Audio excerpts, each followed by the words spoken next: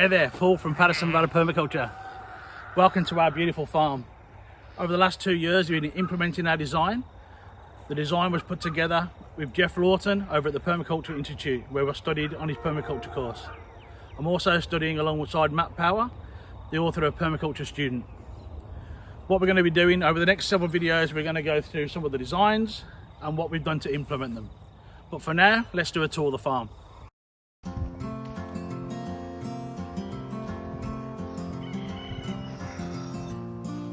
Okay, this is what I call the market garden. I've got about 20 beds, all on contour, all the way down the property. Each bed is 10 meters long, so that I can use the same materials on each bed for insect protection and also covering for weed suppressing. So what I do is I put a food forest at the top here, planted out with some flowers and dwarf species of apple, and there's also then you go into sort of the beds of garlic, kohlrabi and kale, and again another food forest which has just been planted out and mulched. Then we go into a dwarf pea bed here, planted out with carrots and also radishes, and then we've got some broccolis in here and another row of peas into a carrot bed. So these systems are all integrated with companion planting. We've got another food forest here, Albiza as the nitrogen fixer. We've got a fig just over there and another dwarf apple tree. This goes through to a bed of collard, beautiful vegetable, integrated again with carrots and radishes as a companion. These beds are resting at the moment, covered for weed suppressing. I'll go through and I'll put new compost through those beds, and again another food forest, and then I've got a windbreak of banner grass here, which I use for animal fodder and cut down for mulch every year. Leads us down to the next bed. Again, starting off with a small food forest. It's very young, this one. Pigeon pea, dwarf cherry there, and at the end I've got a plum. Got a new kale bed gone in there, just been planted out. This is a flower bed that I've got integrated here, no trees in there at the moment. This is the last of the cucumbers. Again, a new food forest, just been weeded and remulched into a bed of beetroot. And then more peas, beetroot, and at the end another food forest. More banner grass for wind protection from that western wind that I just cut down every year after the winds have gone in August for mulch and animal fodder. Coming through to my next area here, this is all in cover crop at the moment. I'm hoping to install a new tunnel in here similar to this one, where I've got vegetables growing inside, protecting from insects. It's a great crop this year inside there. Let's see if we can have a look. In here we got broad beans, the last of the beans, big crop of kale, broccoli and cauliflowers through there.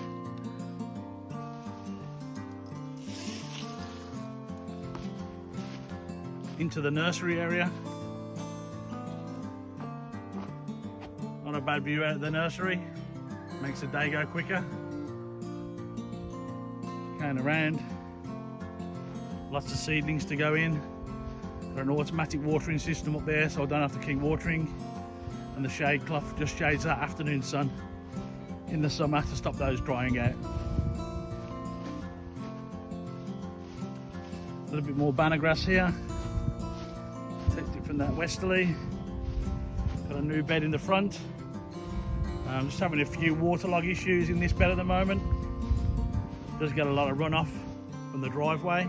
I may put in a channel here to stop that. But we've got some crops coming through, and I'll just plant that out with some of those seedlings you saw earlier.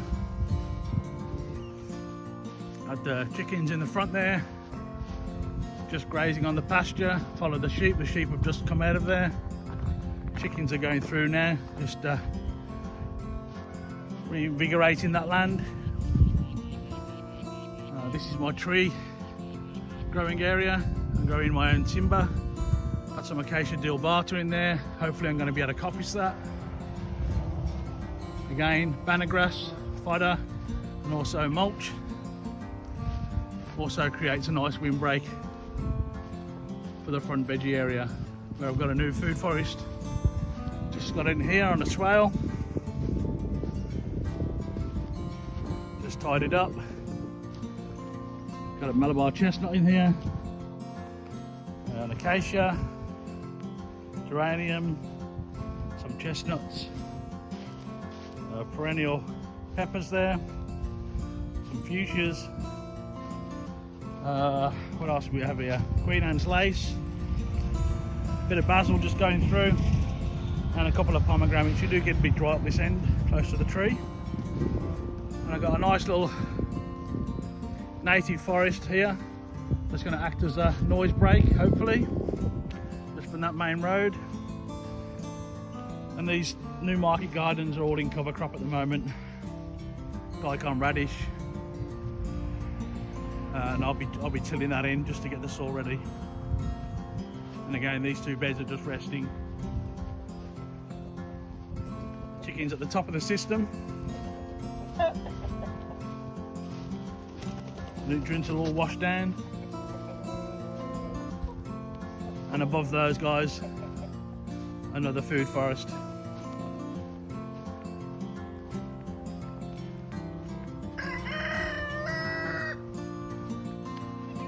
Again on contour, dug into a swale, capturing the runoff from the neighbour's property, down through, overflow set in the middle, washes through the chicken coop, into the swales for the market garden, down into the system. At the front of the property here, I've just started installing some zone 1 veggie beds just for the house. This one's a work in progress. These ones have got a bit of netting over, just got a bit of inset pressure on the kale, but full of lettuce.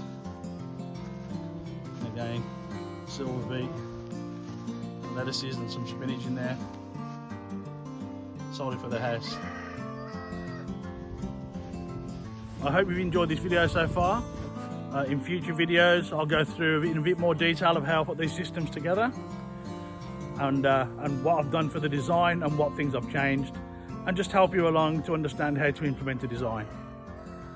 Hope you've enjoyed watching. I'll see you in the next one.